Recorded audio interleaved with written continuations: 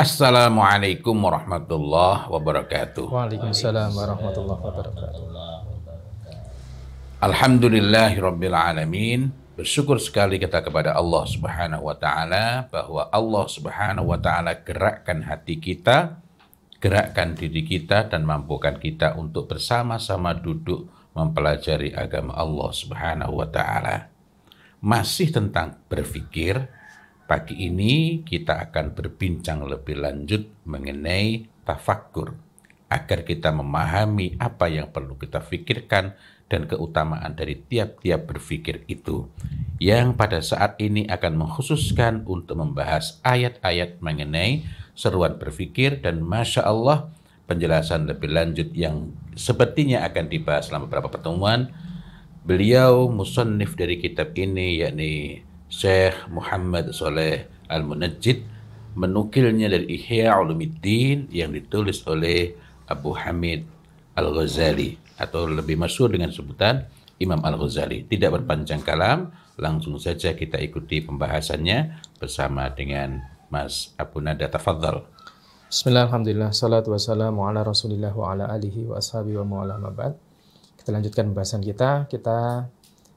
Pada pertemuan ini akan membacakan bagaimana beliau musonif menukilkan penjabaran dari ayat dari Al-Quran surat Al-Mu'minun ayat 12-14, yang di sana Allah Subhanahu wa taala berfirman berkaitan tentang penciptaan manusia, proses penciptaan manusia.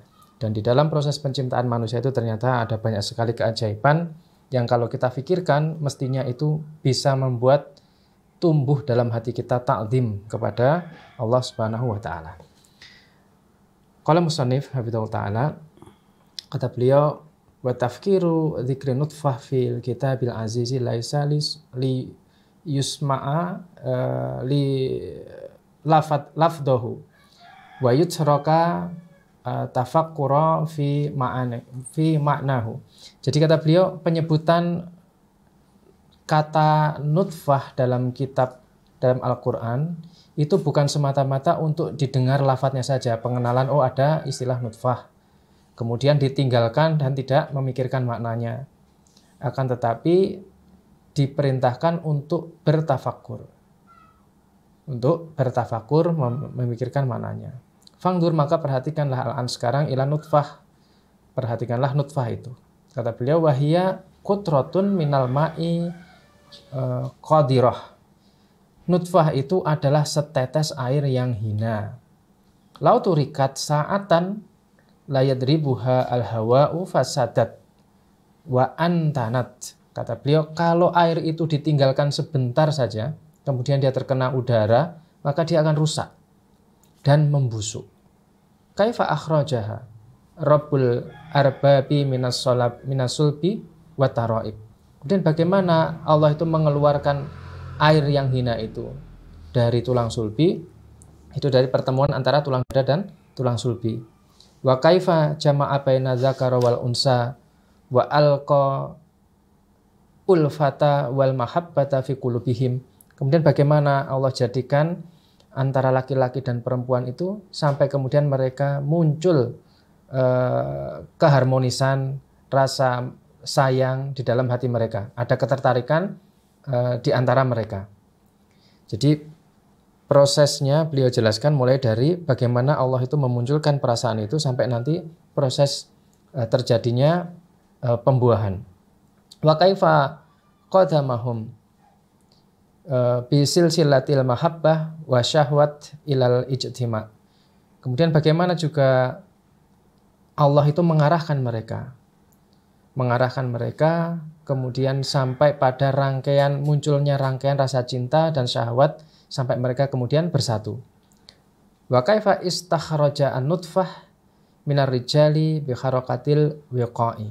Dan bagaimana keluarnya nutfah itu dari diri seorang pria dengan gerakan wiqa, itu jatuhnya air tersebut, yaitu memancar.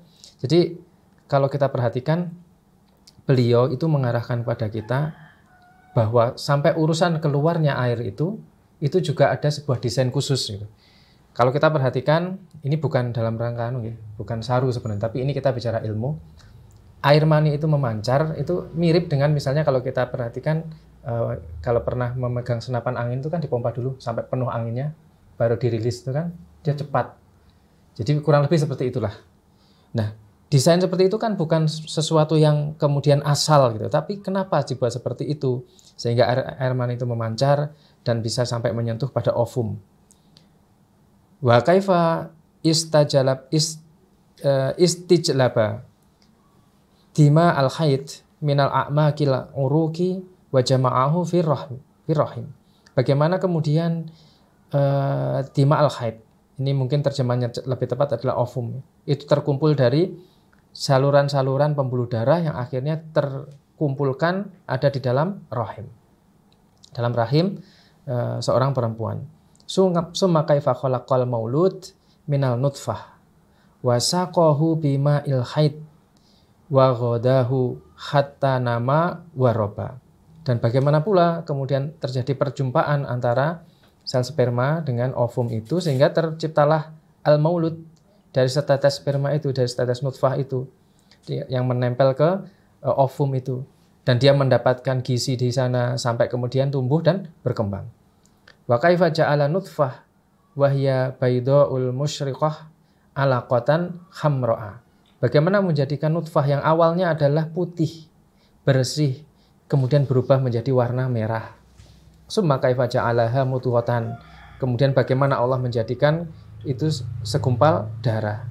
Summa kaifa qasama ajza'il mudghah wa hiya musawiyatun mutasyabihatun ilal idami wal a'sabi wal uruki wal autar wal lahmi. Dan dari segumpal darah tadi itu kemudian Allah keluarkan menjadi tulang, kemudian ada saraf juga di sana, ada pembuluh darah, dan autar yaitu tendon, jaringan ikat fibrosa yang menghubungkan antara tulang dengan otot, daging, dan seterusnya. Summa kaifa raqaba minal lahmi wal a'sabi wal uruki al-a'dha al-dhahirah. Dan bagaimana kemudian Allah jadikan, Allah susun daging, kemudian saraf-saraf, pembuluh darah itu menjadi anggota-anggota organ-organ tubuh yang nampak. Fattawwara ra'sa, kemudian juga Allah membulatkan kepala. Wasyaqqa sam'a, kemudian Allah tumbuhkan telinga. Wal basara mata, wal anfa hidung, wal fama mulut, wasairal manafit, summa maddal yada war rijla. Kemudian juga Allah munculkan tangan dan kaki. Waqassama ru'usaha bil asabi. Dan Allah kemudian membagi ujung tangan, ujung kaki itu menjadi jari-jari. Waqassamal asabi'a bil anamil. Kemudian Allah bagi lagi ujung jari-jari itu masing-masing memiliki ruas-ruas. Summa kaifa raqabal a'dha al batinah minal qalbi wal ma'dah wal kabdi wat tohali war ri'ah war rahim dan seterusnya. Bagaimana Allah kemudian menyusun organ-organ dalam tubuh manusia berupa hati dan perut, liver, limpa, paru-paru, rahim, dan kandung kemih, kemudian am'a yaitu usus, kullu wahidin ala syaklin makhsusin. Masing-masing itu bentuknya khusus, beda-beda, tidak ada yang sama.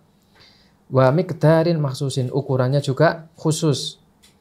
Li amalin makhsusin, dengan fungsi yang khusus. Jadi dari sini saja kalau kita tarik ke atas, beliau mengawali dari proses ketertarikan, kemudian setetes air yang hina itu bisa dikembangkan seperti ini. Maka kalau kita renungkan betapa ajaibnya, hanya dari setetes kemudian muncul demikian organ yang demikian rumit dan kompleks. Summa kaifa qasama kulla adwin minal a'dha'i bi aqsami ukhar. Juga kemudian bagaimana Allah itu membagi masing-masing organ itu menjadi bermacam-macam pembagian. Faraqabal aina min sab'i tabaqat. Misalnya Allah itu menciptakan mata itu juga tersusun dari beberapa lapisan. Likulli tabaqat wasfun makhsusun. Masing-masing memiliki karakteristik yang khusus. Wahai'atun makhsusun, juga kondisinya khusus.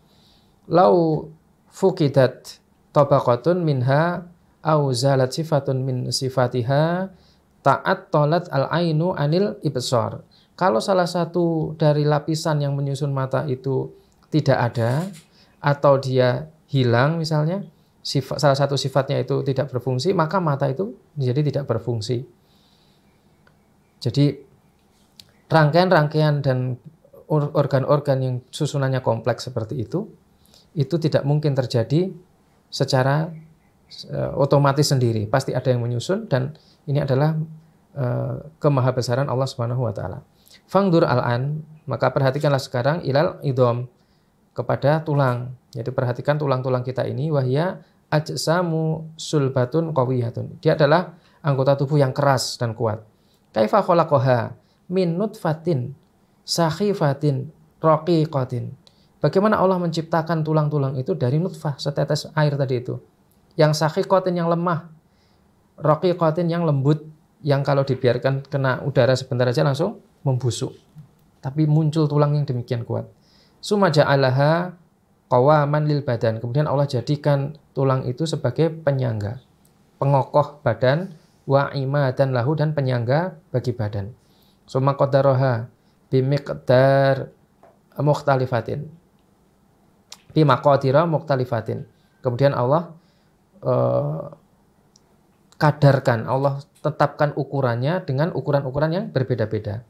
Wa askalin mukhtalifatin, bentuknya juga berbeda-beda. Faminhu shagirun, sebagian ada yang kecil, wa kabirun, ada yang besar, wa tawilun, ada yang panjang, wa mustatirun, ada yang bulat, wa mujawwafun, ada yang berongga, wa musammatun, ada yang padat, wa aridun, ada yang lebar, wa daqiqun, ada yang kecil. Wala makana al-insanu muhtajan ila kharakat bi jumlatil badanihi wa bi ba'dil a'dha'ihi lam yaj'al atman wahidan. Maka ketika seorang itu ingin bergerak dengan sekaligus beberapa anggota badannya, maka Allah itu tidak menjadikan tulang itu adalah satu, tapi ada bermacam-macam. Ada satu rangkaian. Jari itu tangan itu kemudian tulangnya tidak terdiri satu, tapi ada satu rangkaian yang menyusunnya. Bahkan idhoman katsiratan. Ada banyak sekali tulang yang menyusunnya. Bainaha mufasilun. Di antara tulang-tulang itu ada sendi-sendinya. Hatta tayassara biha al-harakat, sehingga memudahkan seseorang itu untuk bergerak.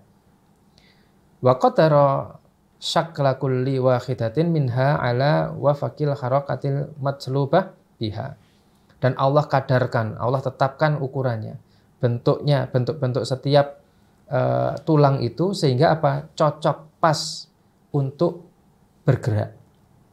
Misalnya kita perhatikan tangan kita, jari-jari kita ini, Allah desain kenapa kok posisi jempol itu ada di sini, tidak sejajar seperti jari yang 4 ini misalnya. Ternyata fungsinya adalah untuk memegang, untuk menggenggam, itu pas, presisi desainnya. Kenapa kok tidak kemudian jempol ini ada di sebelah kelingking misalnya? Karena memang seperti itu, sudah diatur. Sehingga kalau kita renungkan, luar biasa desain yang Allah buat. Summa wasola mafasiluha. Kemudian sampai kepada sendi-sendinya juga itu mengandung hikmah yang luar biasa.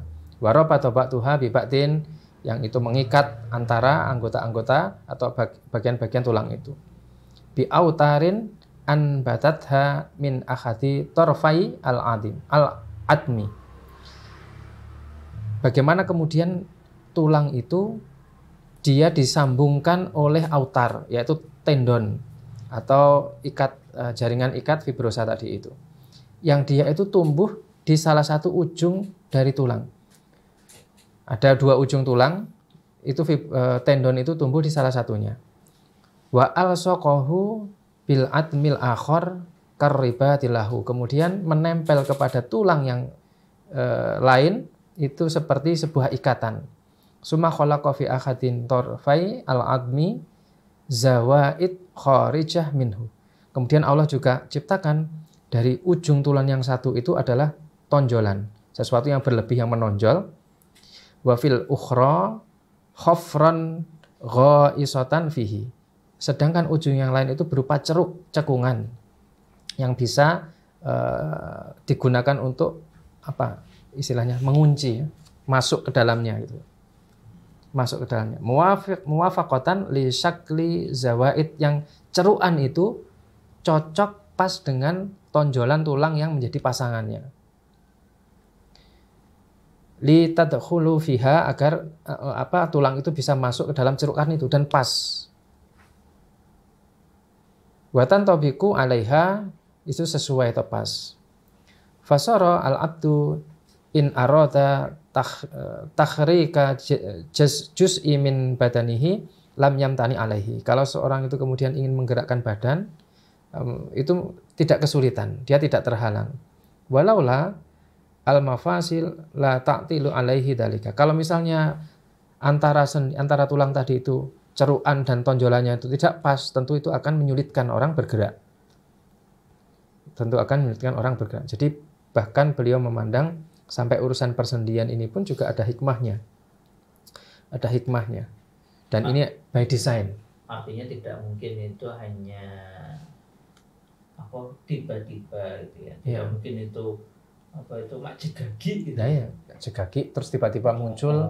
Kan ada anggapan itu ya yang umum dipahami orang-orang bahwa alam ini tercipta dari Big Bang, perputaran kok kemudian bisa menghasilkan komposisi yang demikian teratur, rumit, kompleks. Ini kan sebenarnya dan lupa Big Bang-nya dari mana. Nah, jangan-jangan memang kalau toh misalnya ada itu hanya bagian dari rangkaian proses, tapi siapa yang membuatnya itu kadang. Nah itu terus dikejar, itu gasnya dari mana.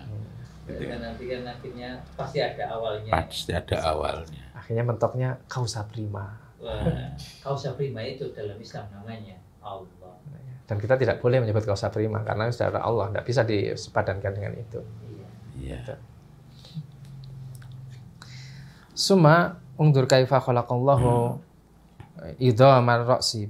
Kemudian perhatikan bagaimana Allah menciptakan tulang-tulang kepala ini, tulang tengkorak ini. Wa kaifa jama'aha rukbat wa raqabaha. Dan bagaimana kemudian Allah mengumpulkan tulang-tulang itu dan menyusunnya. Waqad raqabaha min khamsatin wa khamsina adman mukhtalifatal askali was suwari. Allah menyusun dari, kata beliau di sini ya, ini perlu dibuktikan dengan anatomi, perlu kita cek. Kata beliau ada 55 tulang yang berbeda-beda bentuknya dan rupanya, bentuk tulangnya, kemudian tersusun. Wa allafa ba'duha ila ba'din. Kemudian Allah kumpulkan, Allah satukan masing-masing bentuk tulang itu bihaisu istawa bihi qurratul ra'si kama tarahu. Kemudian sampai menjadi bentuk bulatnya kepala seperti yang kita lihat ini. Walaisal maksud min dzikri adatil idami an yu'rifa adadaha wa inna hadal ilma qaribun. Sebenarnya penyebutan tulang seperti ini bukan hanya untuk menunjukkan berapa jumlahnya, karena ini ma'ruf, itu ilmu yang dekat. Ya'rifuhu al-atba wal musyrihuna. Para dokter, juga orang-orang ahli ortopedi itu mereka paham soal seperti ini. Innamal ghordu an yandura fi mudabbiriha wa khaliqiha. Nah, penyebutan, kemudian penjelasan tentang susunan tadi itu semata-mata adalah untuk mengetahui siapa yang mengaturnya dan siapa yang menciptakannya. Kaifa qadaraha wa dabaroha. Bagaimana Allah yang menciptakan, yang mengatur itu kemudian mengatur dan mengukur, menakarnya sehingga pas. Komposisinya itu pas, tepat gitu, presisi. Wa khalafa baina askaliha wa aqdariha. Dan kok bisa membeda-bedakan bentuk dan ukurannya. Kenapa kok tidak dibuat sama misalnya? Tapi bisa begitu unik dan macam-macam. Wa khassasaha bihadzal adad al-makhsus. Dan mengkhususkan dengan jumlah-jumlahnya. Kenapa kok ruas jari itu cuma 3 tulangnya, tidak 4, tidak 5 misalnya? Kenapa manusia itu jumlah tulangnya sekian, sementara binatang yang ciptaan yang lain sekian misalnya? Kenapa kok dibedakan? Itu juga pasti mengandung hikmah yang bagian dari yang kita pikirkan. Li'annahu law zada 'alaiha wahidan lakana wabalan 'alal insani yahtaju ilal qal'ihi. Kalau misalnya ada satu saja yang kelebihan tulang itu, maka itu misalnya ada tulang manusia yang kelebihan satu saja, maka itu akhirnya apa? Mesti dicabut, dihilangkan. Walau naqasa minha wahidan lakana nuqsanan yahtaju ilal jabrihi. Jadi kalau misalnya ada yang kurang satu saja, maka itu menjadi kurang dan butuh untuk ditambal. Kalau kita perhatikan ada misalnya kasus-kasus tulang yang tumbuh yang abnormal itu yang ya, mungkin di bagian-bagian tertentu menonjol misalnya, itu kan biasanya terus kemudian dioperasi ya, dihilangkan. Atau misalnya ada yang kurang maka ditambahkan. Fattabibu yang duru fiha. Adapun dokter itu memperhatikan tentang tulang-tulang ini untuk apa? Liya'rifa wajhal ilaji fi jabriha, untuk kemudian mengetahui kalau misalnya ada kelainan bagaimana mengobatinya, bagaimana menambalnya. Adapun wa ahlul basair yang duru nafiha, adapun seorang ulama ahlul ilmi, orang yang berpengetahuan, yang berilmu, maka memandang susunan tulang-tulang ini liyastatilu ala jalalati khaliqiha wa musawwiriha. Untuk apa? Menunjukkan ketinggian penciptanya dan yang membuat tulang-tulang itu. Dan juga melihat perbedaan-perbedaan di antara maka begitu jauh ya perbedaan antara tadi itu antara dokter dan basair atau ahlul ilmi itu.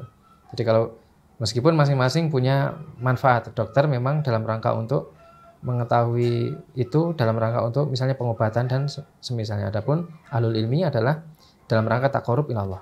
Jadi yang beruntung adalah dokter yang ahlul ilmi. Betul. Karena saya itu pernah bertemu dengan dokter yang saking takjubnya dengan ciptaan Allah ini, karena beliau kan dokter ya, sampai cerita.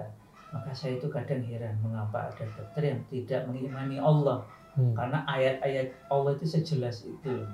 Dan kami para dokter tidak bisa mengelola, tidak bisa mengubah itu. Dan kenapa semuanya cerita? Ya tadi ini yang diceritakan, termasuk bayi itu kan ini kan ada sarafnya ini kata beliau. Kenapa kok sarafnya yang di pinggir-pinggir ini mati, tapi yang di sini tumbuh terus? Kenapa kok kalau harusnya tumbuh kan jadi rekat begini, tapi kenapa kok jarinya itu enggak? Nah, itu. Dan yang unik lagi, ini kitab ditulis oleh Imam Ghazali berapa ratus tahun yang lalu. Masya Allah. Itu sudah memikirkan sampai seperti ini, maksudnya telaah tafakurnya itu sedemikian detailnya ya? Gitu kan, sampai pembagian tulang gitu. Meskipun perlu kita cek ya, tapi kalau kita lihat orang zaman dahulu itu sudah berpikir sampai sedetail ini gitu. Artinya di zaman itu ilmu kedokteran Islam itu sudah sedemikian, karena ini kan beliau tadi bilang mengutip dari para dokter ya, itu sudah sedetail itu. Dan beliau mengajak untuk tidak hanya memikirkan zahirnya, tetapi memikirkan hakikatnya, apa toh rahasia di balik penciptaan yang luar biasa. Jadi bukan hanya takjub melihat, oh ini tangan bisa bergerak buat menggenggam, oh ini mekaniknya itu kok pas gitu ya. Tapi siapa yang mendesain ini? Artinya ketakjuban yang lahir dari berpikir dan kemudian melahirkan juga dorongan untuk berpikir dalam makna yang benar, itu akan membawa kepada tingkatan ilmu yang lebih tinggi, dan ilmu yang lebih tinggi itu akan membawa orang untuk semakin takut kepada Allah Subhanahu wa taala. Karena tidaklah orang itu takut kepada Allah kecuali ulama. Betul. Yang kita selesaikan di bab di paragraf terakhirnya ini. Wakatalika tafakkur fi amri hadhil a'sab. Demikian juga ketika kita memikirkan tentang saraf, kemudian juga pembuluh darah, ini sama pembuluh darah dan pembuluh darah arteri, vena, dan jumlah-jumlahnya. Kemudian fangdur al-an ila dhahiril insani wal batini. Kemudian perhatikanlah bagaimana dohirnya manusia ini dan jeroannya juga. Wa ila badanihi wa sifatihi, badannya, sifat-sifatnya. Fatara, maka engkau akan melihat bihi dengannya itu minal ajaib was sana ma yaqdo bihi al ajab. Jadi kita akan melihat keajaiban-keajaiban yang luar biasa. Wa kullu dzalika sifa sana'ahullahu fi qatratin ma'in. Semua keajaiban itu yang rumit-rumit, yang kompleks itu Allah ciptakan dari setetes air. Fatara, maka aku akan melihat min hada son'ihi fi qatratil ma'in fama son'uhu fi malakuti as-samawati wa kawakibiha. Dan bagaimana halnya dengan penciptaan. Kalau tadi dengan setetes air saja itu bisa seperti ini, maka apalagi dengan keajaiban-keajaiban langit dan bintang-bintang. Wa ma hikmatuhu fi awda'iha wa askaliha wa miqdariha wa maqadiriha wa a'dadiha wa ijtima'i ba'diha wa tafarruq ba'duha wa ikhtilafu suwaraha wa tafawut masyariqiha wa magharibiha. Kemudian betapa penuh dengan hikmah apa yang kemudian disusun oleh Allah Subhanahu wa taala, yang Allah kadarkan itu, yaitu berupa langit dan bintang-bintang, baik yang di barat maupun di timur, bagaimana Allah kemudian membuat pemisahan-pemisahannya, maka itu semuanya penuh dengan keajaiban. Fala tadhannana, janganlah engkau menyangka bahwasanya darratan min malakutis samawati tanfaku anil hikmah. Jadi jangan menyangka bahwa setitik debu dari penciptaan langit itu sia-sia, tidak ada hikmahnya. Bahkan tapi hiya ahkamul khalqan. Bahkan setitik debu yang ada pada penciptaan langit, susunan langit itu adalah ada hikmahnya. Jadi sangat teratur, makhluk yang sangat teratur. Wa atqanu san'an, dan itu adalah karya yang luar biasa.